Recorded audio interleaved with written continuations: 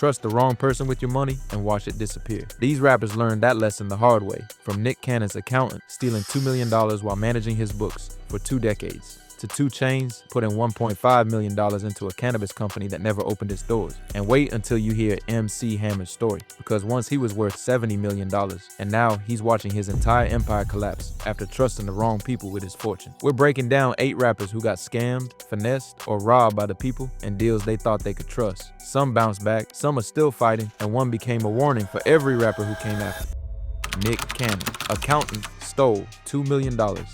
Nick Cannon built an empire over 20 years. Music, comedy, television, film production. He trusted his business accountant, Thomas Musoka, to manage the money side of it. Musoka spent 4 years quietly emptying Cannon's accounts while covering his tracks with fake tax returns. Federal prosecutors say Musoka stole over $2 million between 2019 and 2023, and Cannon didn't know until the accounting firm fired Musoka in July 2023 after finding the missing money. The access was complete. Musoka had Cannon's debit cards and PIN numbers. Court records show he pulled roughly $1.7 million straight from ATMs over 4 years. Another $165,000 went to Amazon, personal purchases, not business expenses. Nearly $192,000 disappeared into personal travel. Over $160,000 got spent on random expenses that had nothing to do with Cannon's business. All of it billed to Cannon. All of it buried in the books. Musoka didn't stop at stealing. He also hid more than $1.7 million of the stolen money on his federal tax returns, filed between 2021 and 2023. That added 3 counts of tax evasion on top of 5 counts of wire fraud. After the indictment dropped in May 2026, Musoka reportedly fled the country. He's currently a fugitive. Cannon had been working with Musoka's firm for nearly 20 years, long enough for Musoka to know exactly how to move money without raising red flags. The firm, only called Company A in court documents, fired Musoka once they figured out what he'd done. But by then it was too late. The money was gone. Cannon's still dealing with the aftermath. Musoka's facing decades in federal prison if he ever gets caught. The case is a reminder that proximity doesn't equal loyalty. Musoka had credentials, access, and 20 years of trust. He used all of it to run one of the cleanest inside jobs in recent hip-hop history. Cannon trusted him to manage his empire. Musoka robbed him instead. 2 Chainz, $1.5 million cannabis scam.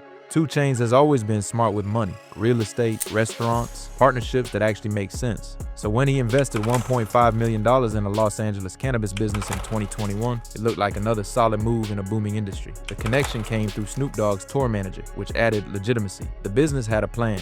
The contract had an exit clause. 2 Chainz could get his money back with 30 days notice if things went wrong. Everything looked clean. Then the delay started. The cannabis company kept pushing back its opening. Months became a year. By May 2022, 2 Chainz had seen enough. He triggered the exit clause and sent a formal 30-day notice, requesting his $1.5 million back, exactly like the contract said he could. The company didn't respond. He followed up later in 2022 with a direct text to the co-founder. The response he got was blunt. The deal wasn't valid anymore. No explanation, no refund, just a flat-out refusal. 2 Chainz took it to court. The lawsuit, filed through Los Angeles Superior Court, laid out the timeline, the investment, the delays, the refund request that got ignored, and the text message where the company essentially told him the contract didn't matter. He's seeking the full $1.5 million plus damages for breach of contract. The frustrating part is that 2 Chainz has been killing it on the business side for years. His other investments work, his partnerships pay off. This one didn't, and the company's refusal to honor the exit clause turned what should have been a simple withdrawal into a legal fight that's still ongoing. The case is a reminder that even when you structure a deal correctly, vet the partners, write protections into the contract, keep an exit option, you can still end up in court fighting for money. That was supposed to be yours. 2 Chainz did everything right. The company just decided the contract stopped mattering once they had his $1.5 million. Lil Baby lost millions in crypto. Lil Baby was open about it. During an interview on Sway's Universe, he straight up admitted he lost millions investing in crypto. He didn't try to hide it or downplay it. He said he made money in crypto before he lost it, which made the losses sting even more. He'd seen the gains, he knew the upside was real, but then the market turned and the millions disappeared. I actually lost millions investing. In what? So I don't make the same mistake. In like crypto. Sway asked him about bad investments during a conversation about Lil Baby maturing as a businessman. The rapper explained that he views investing as a safer form of gambling, but admitted it's a learning process. He clarified that he'd been profitable early on, which is what kept him interested. But the crash wiped out those gains and then some more. I made money in crypto before I lost it. Uh-huh. You know what I'm saying? So it's like an up and down thing. When pressed about where he stands on crypto now, Lil Baby said he's on the back end. He's got a crypto team that still believes in the technology, but their confidence hasn't convinced him to go all in again. He's skeptical. He's not sure what's going to happen with it. The millions he lost left him cautious about putting more money into something that volatile. Lil Baby's honesty stood out. A lot of rappers who lose money in crypto either stay quiet or blame someone else. He owned it. He framed it as part of learning how to invest, acknowledging that losses come with the territory when you're chasing high returns. But losing millions is different than losing thousands. That's life-changing money, even for someone at Lil Baby's level. The timing of his losses likely coincided with the 2022 crypto crash, when Bitcoin, Ethereum, and nearly every other token collapsed from their all-time highs. People who bought in during the 2021 bull run, when everything was hitting records and crypto felt unstoppable, got destroyed when the market corrected. Fortunes evaporated in weeks. What separates Lil Baby from others on this list is that he wasn't scammed by a person. There was no fake manager or fraudulent partner. He made a bet on an asset class that imploded. The market took his millions, and unlike the other cases where there's someone to sue or blame, crypto losses are just gone. No court can get that money back. Be careful. Waka Flocka Flame, $19,000 NFT scam. Waka Flocka Flame lost $19,000 in seconds, and he didn't even know he was being scammed until it was over. According to reports, hackers sent malicious NFTs directly to one of his crypto wallets. When Waka clicked on the assets, probably trying to delete them or see what they were, a hidden script executed and automatically transferred his funds to the attackers. By the time he realized what happened, $19,000 was gone. The scam is called an NFT phishing attack, and it's become one of the most common ways to drain crypto wallets. Hackers mint NFTs that contain malicious code, then send them to high-profile wallets hoping the owner will interact with them. The moment someone clicks, the code activates and siphons funds out of the wallet. No password needed, no warning, just an instant transfer to the scammer's address. Waka's case got highlighted in a 2026 article about NFT scams because it's a textbook example of how these attacks work. The hackers didn't need to trick him into giving up his seed phrase or clicking a fake link. They just needed him to touch the NFT. That one click gave them access to drain the wallet. What makes NFT phishing especially dangerous is that the scam NFTs show up in your wallet automatically. You didn't buy them, you didn't authorize them, they just appeared. And if you try to remove them or investigate what they are, you trigger the theft. It's a trap designed to punish curiosity. $19,000 isn't millions, but for Waka, it's the principle. He didn't make a bad investment. He didn't trust the wrong partner. He clicked on something that appeared in his own wallet and it robbed him instantly. The sophistication of the scam is what makes it scary. Even people who understand crypto can fall for it if they're not extremely careful. According to a survey cited in the article, 9 out of 10 people reported being victims of NFT scams. 16% said their NFT accounts had been hacked. The space became so flooded with scams that getting robbed was almost expected. Waka's $19,000 loss was just one of thousands happening every day. The worst part is there's no recovery. Crypto transactions are irreversible. Once the money left Waka's wallet, it was gone forever. No bank to call, no fraud department to file a claim with. The hackers got $19,000, and there's nothing anyone can do about it. 50 Cent, $18 million. Collapsed headphone deal. 50 Cent filed for bankruptcy in July 2015, and it shocked everyone. Forbes had estimated his net worth at $155 million not long before, but court documents told a different story. Assets and debts both in the range of $10 million to $50 million. The filing came days after a jury ordered him to pay $5 million to a woman over a leaked sex tape. But the real financial blow had come a year earlier, when he lost an $18 million lawsuit over a failed headphone deal. The headphone case started in 2011. 50 Cent partnered with a company called Sleek Audio to create a line called Sleek by 50. The deal was supposed to launch his headphones into the market to compete with Beats by Dre and other premium brands, but the partnership fell apart. Sleek claimed 50 Cent stole their designs when he launched his own company, SMS Audio, after the Sleek deal collapsed. 50 said his lawyers told him he wasn't violating any intellectual property rights by starting SMS Audio. Sleek didn't agree. The case went to arbitration. Sleek won. The arbitrator ruled in their favor and awarded them over $17.2 million, plus interest that pushed the total judgment to over $18.4 million by the time 50 filed for bankruptcy. That judgment, combined with the $5 million tape verdict and mounting legal costs, pushed him into Chapter 11 bankruptcy protection. Court records showed 50 was bringing in $185,000 a month from endorsements and marketing deals, but he was spending $72,000 on his mansion and another $108,000 on other monthly expenses. The math didn't work. He owed $855,000 in child support to one of his exes. His boxing promotion company had already filed for bankruptcy, and the legal bills kept piling up. The bankruptcy filing gave him breathing room. Chapter 11 allowed him to reorganize his debts and work out payment plans instead of liquidating everything immediately. He later sued his own lawyers for $75 million, claiming they gave him bad advice that led to the Sleek Audio loss. He argued they failed to call expert witnesses and made strategic mistakes that cost him the case. What's remarkable is how fast 50 Cent turned it around. By February 2017, less than 2 years after filing, he'd emerged from bankruptcy. He paid off the 5-year plan early by contributing $8.7 million of his own money and $13.65 million he received from a legal malpractice settlement against his previous lawyers. The total payout was over $22 million, and he was free. The headphone deal loss was the trigger, but the bankruptcy revealed deeper financial issues. Multiple lawsuits, high monthly expenses, child support arrears. It wasn't just one bad business deal, it was a lifestyle that cost more than what was coming in, combined with legal judgments he couldn't ignore. 50's story is one of the rare bankruptcy cases where the person actually came out the other side. He restructured, paid off his debts ahead of schedule, and rebuilt. But the $18 million headphone judgment remains one of the most expensive business failures in hip-hop history.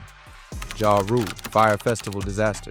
Fire Festival was supposed to be the luxury music festival of a generation. Private island in the Bahamas, gourmet meals, luxury villas, A-list performers. Ja Rule co-founded it with entrepreneur Billy McFarland in 2016 to promote the Fire app, a platform for booking music talent. They hired models like Bella Hadid, Emily Ratajkowski, and Kendall Jenner to promote it on social media. Tickets sold for thousands of dollars. People flew in from around the world expecting paradise. What they got was chaos. When attendees arrived in April 2017, there were no luxury villas. There were disaster relief tents on a gravel lot. No gourmet meals, just packaged sandwiches with slices of cheese. No performances. Most artists had already pulled out after realizing the festival wasn't ready. There wasn't enough water. Medical services were non-existent. Security was barely there. The festival that promised Coachella on a private island delivered something closer to a survival scenario. Attendees were stranded. Many had loaded money onto cashless wristbands the festival required, so they didn't have cash for transportation back to the airport. Social media exploded with photos of the FEMA tents, the sad sandwiches,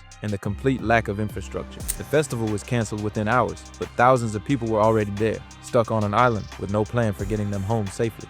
A class action lawsuit followed immediately. Filed in May 2017, it sought $100 million in damages from Ja Rule and Billy McFarland. The lawsuit accused them of fraud, breach of contract, and putting attendees in danger by promoting a festival they knew wasn't ready. Court documents stated that McFarland and Ja Rule had been aware for months that the festival was dangerously under-equipped, but proceeded anyway, prioritizing ticket sales over attendee safety. Ja Rule maintained he had no idea how bad things were. He claimed he was scammed too, calling himself a victim of Billy McFarland's lies. He said he believed the festival was being built as promised, and that McFarland had deceived him along with everyone else. In 2019, a judge sided with Ja Rule. The court ruled that while he promoted the festival, there was no evidence he knew it was fraudulent, or that attendees had relied specifically on his statements when buying tickets. Ja Rule was dismissed from the $100 million lawsuit. Billy McFarland wasn't so lucky. He pleaded guilty to wire fraud in March 2018, one count for defrauding investors and ticket holders, and another for defrauding a ticket vendor while out on bail. In October 2018, he was sentenced to 6 years in federal prison and ordered to forfeit $26 million. The SEC also charged him with defrauding investors out of $27.4 million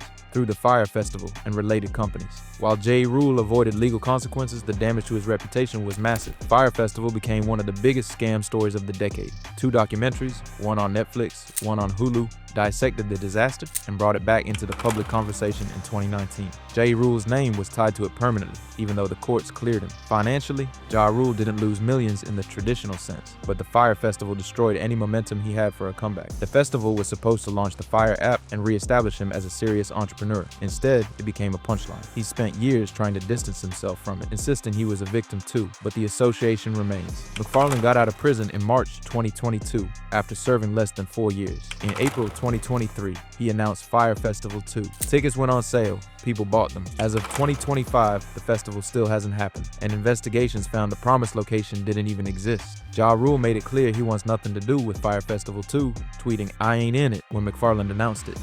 Dame Dash lost millions in Rockefeller auction. Dame Dash co-founded Rockefeller Records with Jay-Z and Kareem Biggs Burke in 1995. The label launched Jay-Z's career and became one of the most influential names in hip-hop. But by 2024, Dame was in financial ruin, forced to auction off his 1/3 stake in the company to pay off nearly $10 million in debts. The auction was a disaster. His shares sold for only $1 million, a fraction of what he hoped for, and Dame publicly blamed Jay-Z for tanking the value. The money problems started piling up years earlier. Dame owed $8.7 million to the state of New York in back taxes. He owed $145,000 to New York City's Department of Social Services in unpaid child support. And he owed $823,000 to filmmaker Josh Weber. who successfully sued him for copyright infringement and defamation over the 2019 movie Dear Frank. Courts ordered Dame's Rockefeller shares to be auctioned to pay those debts. The auction centered on Dame's stake in Rockefeller Inc., which owns Jay-Z's debut album Reasonable Doubt, not the full Rockefeller catalog, just that one album. Before the auction, Dame accused Jay-Z of poisoning the sale by claiming the rights to Reasonable Doubt would revert back to him in 2031 due to copyright law's termination clause, which applies to works over 35 years old. If true, that meant the buyer would only own the rights for a few years before losing them. Lawyers for New York State pushed back. They argued the copyright wouldn't revert until 2098 and accused Rockefeller of not providing proof of how much revenue Reasonable Doubt actually generates. A judge refused to settle the copyright dispute before the auction, saying he didn't have the legal authority to rule on it. That uncertainty killed the bidding. Dame claimed Drake offered $6 million for his shares, but withdrew the offer without explanation. Whether that's true or not, the final sale price was brutal. An anonymous New York State employee bought Dame's 1/3 stake for $1 million, with plans to resell it later and put the proceeds toward Dame's debts. The sale was a humiliation for someone who helped build one of hip-hop's most legendary labels. After the auction, Dame went on his America New Network and vented his frustration. He said the low sale price proved Jay-Z isn't as big as he portrays himself to be. What this really taught me was that in the world, homie isn't as big as he portrayed. He added that he thought more people would show interest, that someone would at least show up to bid. You know, I thought more people would be interested in buying it. He himself did not want to bid $3 million on that shit, because that was before $1 billion, supposedly. The Rockefeller situation is just one piece of Dame's financial collapse. In 2021, he tried to sell his stake as an NFT, claiming he could mint Reasonable Doubt as a digital asset. Rockefeller sued him, and a judge blocked the sale, ruling that Dame didn't own the copyright to the album. Rockefeller Inc. did. Dame couldn't sell what he didn't own. Dame also filed a lawsuit accusing Jay-Z of transferring Reasonable Doubt's streaming rights from Rockefeller Inc. to his own company, S. Carter Enterprises LLC, without authorization. Dame's lawyers argued Jay-Z was stealing from the company, and that if anyone should be sued, it's him. The case is ongoing, but it's another example of Dame fighting legal battles on multiple fronts while drowning in debt. Dame didn't get scammed by a stranger. He got buried by lawsuits, tax debt, and bad financial decisions that compounded over years. The Rockefeller auction was the final collapse. Watching something he helped build sell for pennies, while owing millions he can't pay back. The $1 million sale didn't even cover half of what he owes. MC Hammer, scammed out of his empire. MC Hammer was one of the biggest stars in music in the early 1990s. His 1990 album, Please Hammer, Don't Hurt Him, sold over 10 million copies and made him the first hip-hop artist to achieve diamond certification. At his peak, Hammer was making $30 million a year. Between album sales, endorsements, merchandise, and sold-out tours, he was living the ultimate success story. He spent like it too, and that's where everything went wrong. Hammer bought a mansion in Fremont, California for $12 million. Then he spent another $30 million renovating it. The 40,000 square foot property had marble floors, 2 swimming pools, a bowling alley, a 17-car garage, tennis courts, a baseball field, and a recording studio. The front gates were gold-plated with Hammer Time inscribed on them. Inside, there were gold bathtubs and gold toilets. There were statues of himself. The house was excess on a level most people can't even imagine, but the mansion was just part of it. Hammer employed a staff of 200 people to manage his life and career. That payroll cost him between $500,000 and $1 million every month. He bought 19 thoroughbred racehorses and built a stable to keep them. He owned a private jet, 2 helicopters, a stretch limo, and a Lamborghini. He had nearly 20 luxury cars in total. He was funding a lifestyle that required millions of dollars a month just to maintain. Hammer didn't hire financial experts to manage the money. He hired his older brother, who had no experience in accounting or financial management. The brother wasn't equipped to handle the kind of cash flowing in and out. There were no checks and balances. No one telling Hammer he was spending faster than he was earning. The money just kept going out. Then the music income started drying up. Hammer's popularity peaked with Please Hammer, Don't Hurt Him, but his follow-up albums didn't hit the same way. By the mid-1990s, hip-hop was shifting toward gangster rap, and Hammer's pop-friendly sound fell out of touch. Album sales dropped, tour revenue slowed down, endorsement deals dried up, but the expenses didn't stop. The $500,000 a month payroll kept running. The mansion still needed maintenance. The cars, the horses, the jets, all of it still cost money. Hammer also got hit with expensive lawsuits. Rick James sued him for sampling Super Freak and You Can't Touch This. The case ended with James being credited as a co-writer, which cost Hammer a huge chunk of royalties from his biggest song. Other lawsuits followed, adding legal fees and settlements to his growing pile of debt. By 1996, Hammer was over $13 million in debt with only $1 million in assets. On April 1st, 1996, he filed for Chapter 11 bankruptcy in Oakland, California. The case was later converted to Chapter 7 in 1998, and Hammer was denied a bankruptcy discharge in 2002, meaning he still owed the money. The mansion he spent $42 million on, $12 million to buy, $30 million to renovate, sold for just $5.3 million. He lost everything. The bankruptcy didn't end his financial problems. In 2013, the IRS hit Hammer with a bill for nearly $800,000 in unpaid taxes from 1996 and 1997. He fought it for years, even tweeting in 2015 that he'd already paid the debt and had the receipts stamped by a federal judge. The courts didn't agree. In December 2015, the U.S. Court of Appeals for the Ninth Circuit ruled against him, and he still owed the money. Hammer's story became the ultimate cautionary tale in hip-hop. Jay-Z referenced it on Kanye West's So Appalled, rapping, "Meanwhile, the DEAs teaming up with the CCC to try to bring me down to size. Unlike Hammer, 30 million can't hurt me." The line wasn't just a diss, it was a reminder that even massive wealth can disappear if you're not managing it correctly. What makes Hammer's case different from others on this list is that he wasn't scammed by a manager or a business partner. He scammed himself. He trusted his brother to manage finances his brother wasn't qualified to handle. He spent $30 million decorating a house. He kept 200 people on payroll when his income was already declining. Every decision that led to bankruptcy was his own. Hammer has since rebuilt. He got into tech investments early, putting money into companies like Twitter before they blew up. He's worked in ministry and stayed active in entertainment. But the bankruptcy remains the story people remember. It's the reason his name became shorthand for financial ruin in hip-hop. From $70 million to bankruptcy in less than 5 years. From gold toilets to selling the mansion for a fraction of what it costs. It's the biggest fall from the top in rap history. The thing about these losses is they all started the same way. Someone the rapper trusted had access to their money, an accountant, a business partner, a lawyer, an investment advisor.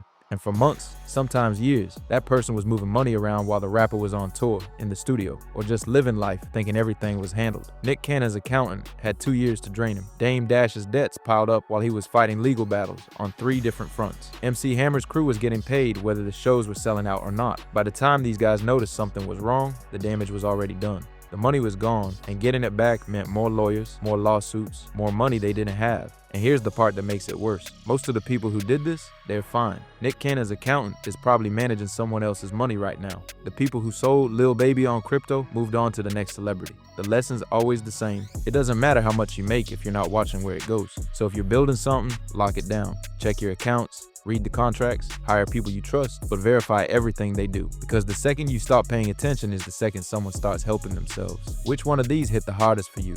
Let me know in the comments. And if you missed the first video about rappers who scam their fans, check it out. I'll see you next time.